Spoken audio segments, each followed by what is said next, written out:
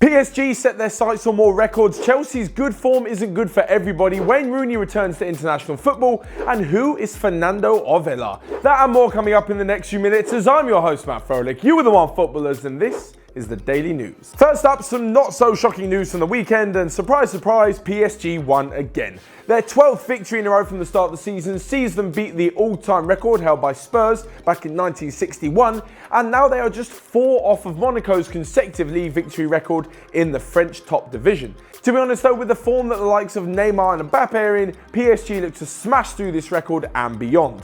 As for those two, well, former PSG manager Carlo Ancelotti has claimed that Mbappe and Neymar are the heir to the throne of Cristiano Ronaldo and Lionel Messi, even though they're playing on the same team. He also went on to say in a press conference that he believes PSG are favourites to the Champions League. However, that's where I draw the line with agreeing with him. Personally, I think Barcelona and Manchester City have the best chance, and I'm not so sure we'll see the famous trophy heading back to Paris come next May. But what do you guys think? Who is favourites for the Champions League this season? Let me know in the comment section below, as always. And talking of fantastic start to the season, we move on to Chelsea, where Maurizio Sarri is unbeaten in his first 11 games in the Premier League. However, despite this fantastic run of form, it's not good for everybody at Chelsea, basically because they're not in the team. This goes for Victor Moses and Danny Drinkwater, who apparently are surplus to requirements unless they improve, according to their new manager. Now, I find this a bit harsh on Victor Moses, because let's be honest, over the last few years, he's been fantastic for Chelsea.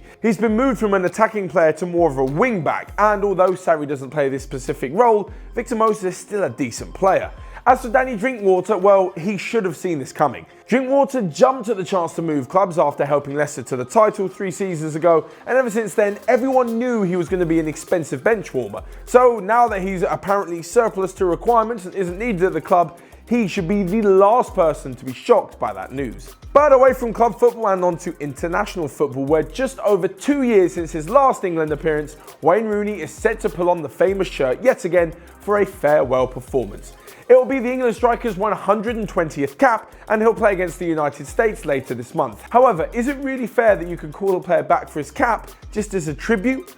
The game is also doubling up as helping the Wayne Rooney Foundation, and the Wembley Arch will be lit up gold, as those are the colours of his foundation. But according to former England striker Ian Wright, caps are to be earned, not just given out. As for my opinion on this, well, I'm kind of torn down the middle. On the one hand, I think it's great that we can honour Wayne Rooney, who, to be honest, is definitely the best English player I've ever seen in that particular generation, and he also did incredible things for the national team, including being their top goal scorer. But on the other hand, I also agree with Ian Wright, we have to earn your cap. However, on this point, I kind of think he has earned it. Now, I know there'll be people out there who may bash the MLS league and say it's not really competitive football, but it's certainly a better standard than a lot of leagues in Europe. So the fact that he's taken his DC United team from the bottom of the table to 5th in the table and into a playoff place, scoring 10 goals along the way, is pretty good form for me. And if he was a few years younger, he'd definitely be in the looking for an England call-up. So, all in all, I definitely agree, and I'm looking forward to see Wayne Rooney bow out of his international career,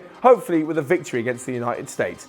As always though, let me know in the comment section what you think of that particular dilemma. Do you think caps should be handed out for a good player, or do you think he's got to earn them?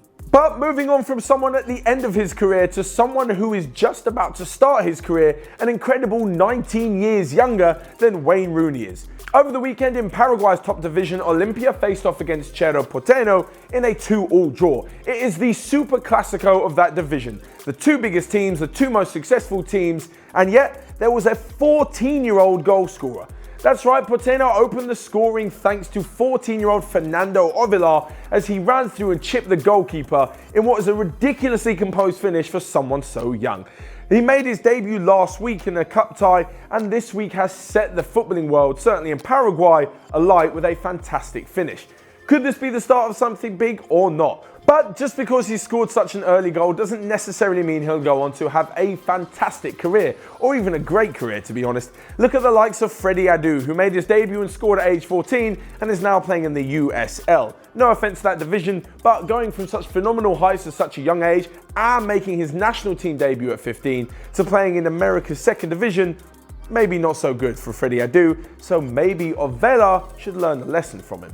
So lastly but not least, we come to a review of Friday Feels. On Friday, I made my prediction that Bournemouth will nick the victory against Manchester United. However, I was completely wrong. But what about you guys? Did you get any of them right? Well, Ariane Yoshi predicted that Liverpool and Arsenal would draw 1-1, which they did. Prakar Patel got the Manchester United game spot on, and Harry also predicted that Atletico Madrid and Bayern Munich would both drop points over the weekend, which they did in 1-1 draws. So well done to you guys, and remember that we have the Friday feels every Friday, of course. But whilst we wait for that this week, why don't you click here to check out all the other videos we've got going on OneFootball. Smash the like button down below and leave a comment on what you thought of today's daily news. Until next time, I'll see you guys later.